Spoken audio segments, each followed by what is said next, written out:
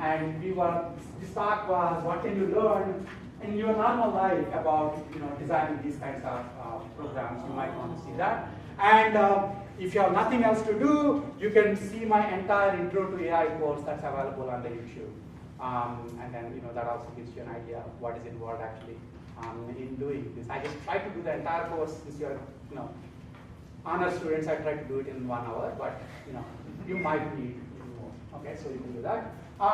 So that's where I'm going to actually end. I do have questions that were submitted. I'm going to look a little about that, but I will completely understand if you have classes to go to, start walking, but I will just go through these questions since I've been sent those. Okay. I'm sure you may have other questions that you can ask me too. I do have parking until 2:15, but I'm sure you have classes.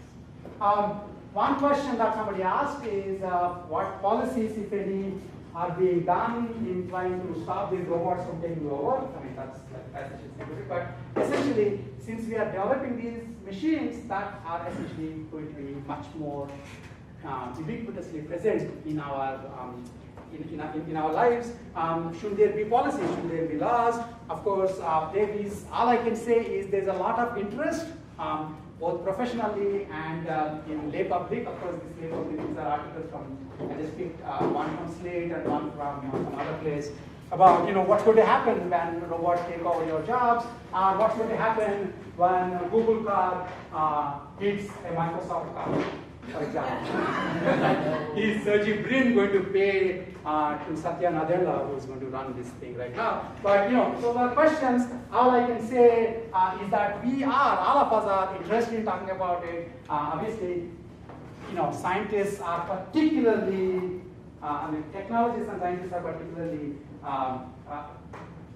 they can be easily criticized for making the machine fast and then figuring out what happens. We did that for atom bombs, and we're going to do this for robots to take over our lives.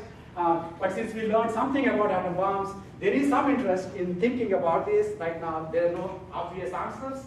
Basically, Google got Nevada to certify the cars.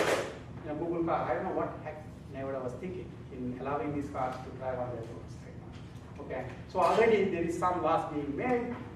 It's a very tough question. I wouldn't say that we talk about this in the normal technical introduction to AI, but it's a very important question. In fact, a very interesting paper that was once published in International Joint Conference on AI, there is this guy from law school who wrote the following thing. You do know that Google Mail reads your mail, right? Sergey Brin is not reading, but Google Mail reads your